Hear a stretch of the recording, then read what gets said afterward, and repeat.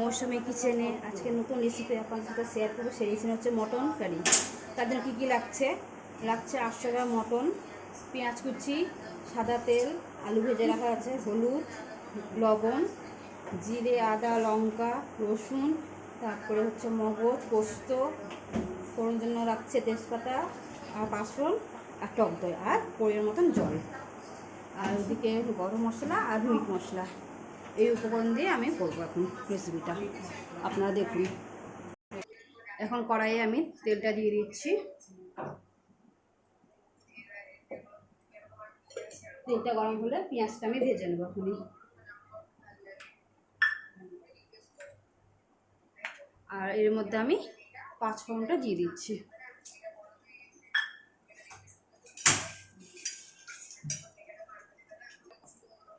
তেলটা গরম হয়ে গেছে, আমি পেঁয়াজটা দিয়ে দিচ্ছি। পেঁয়াজটা লাল করে ভেজে নেব। এখন আমার মশলাটা ভাজা হয়ে গেছে, পেঁয়াজটা এখন আদা, রসুন, লঙ্কা, তারপরে মগজ, পোস্ত যেটা ছিল মশলাটা বেটে নিয়েছি, এখন আমি দিয়ে দিচ্ছি এর মধ্যে।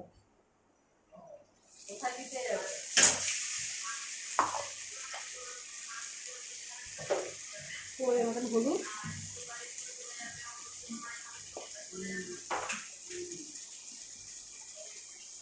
পরিমাণ মতন লবণ দিয়ে ভালো করে কষে নিতে হবে।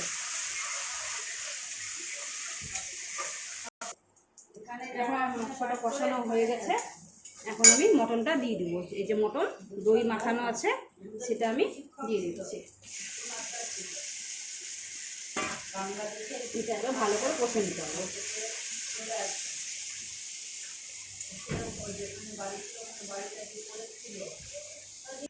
তো গাইস, এখানে আনারসের গাছ। এবার আমরা আমার বাগানটা দেখাচ্ছি। মা ততক্ষণ রান্না করছে।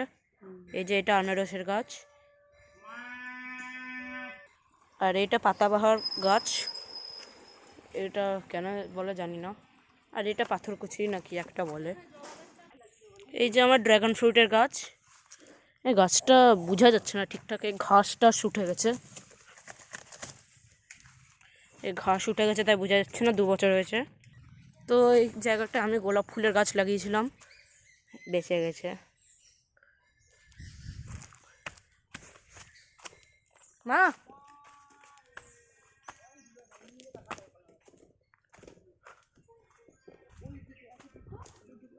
মা সামনের দিকে তো চলো, সামনের গাছগুলো। দিদি না, আসো আসো।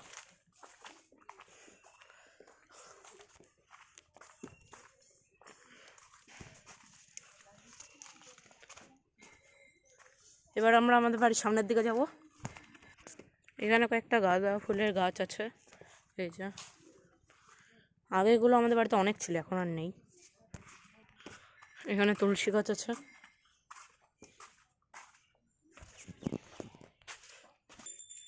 এই যে এখানে একটা গোলাপ ফুলের গাছ আছে, অনেক ভালো সুন্দর গোলাপ ফুল। এটা গোলাপ ফুলের গাছ। আমি একটা গোলাপ ছিঁড়ে দেখাচ্ছি তাহলে। এই যে গোলাপ ফুল,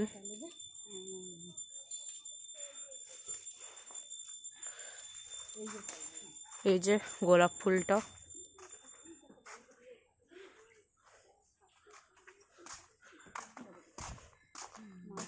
গোলাপ ফুল বলবা যে এই জায়গাটা খুব ভালো। তুমি বলো। হ্যাঁ, তো এই জায়গাটায় অনেক কিছু দেখার মতনই আছে গ্রাম পরিবেশে। এইদিকে আসো, এইটা দেখাও। এই যে একটা লেবু গাছ, তার পাশে একটা লম্বা কচু গাছ। আর এইটা তো আমার বাড়ি।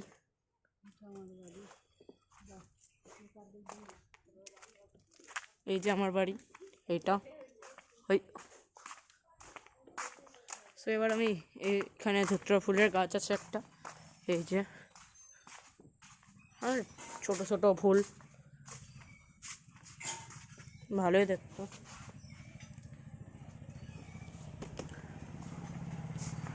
এই ফুলের গাছ। তো এখানে অনেক কিছুই আছে দেখার মতন। তাহলে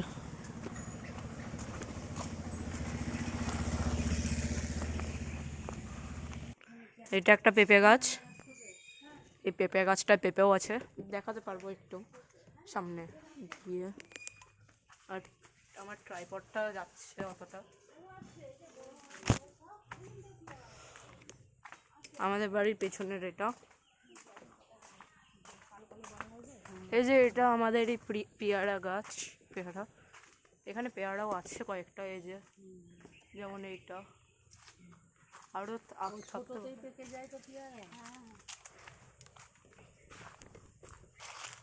আরও আছে। আর এদিকে একটা লেবু গাছ আছে ছোট্ট,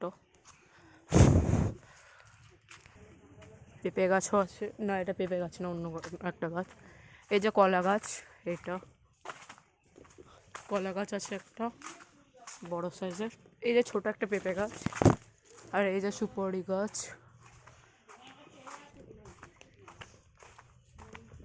সব গাছই আমাদের এখানে দেখা যায় সব সময়।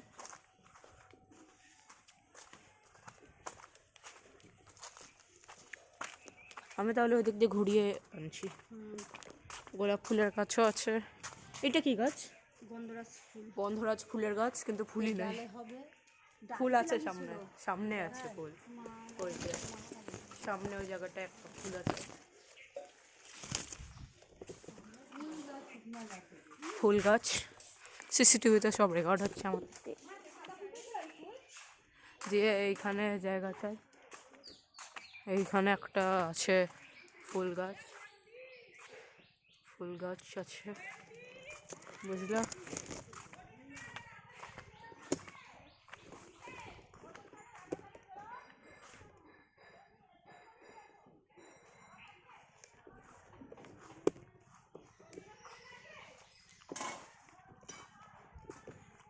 দিয়ে আবার চলে আসলাম, মা এখানে রান্না করছে। ভিউয়ার্সদেরকে হ্যালো বলে দাও। এখানে আছি, আরে এইখানে ক্যামেরা, হাই করে দাও। এখানে কি রান্না হচ্ছে দেখতেই পেয়েছো। আর আমাদের বাড়িতে সবসময় একটা কুকুর থাকে, কুকুরটা এখানেই আছে। চলো তাহলে এবার যাই রান্নার ওইখানে। এবার ঢাকা তুলে দেখছি কতটা হয়েছে। দেখুন মাংসের তেলও বেরিয়ে গেছে। এবার আমি মিট মশলাটা দিয়ে দিলাম,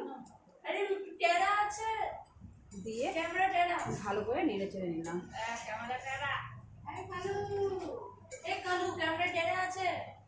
এবার একটু ঢেকে দিই।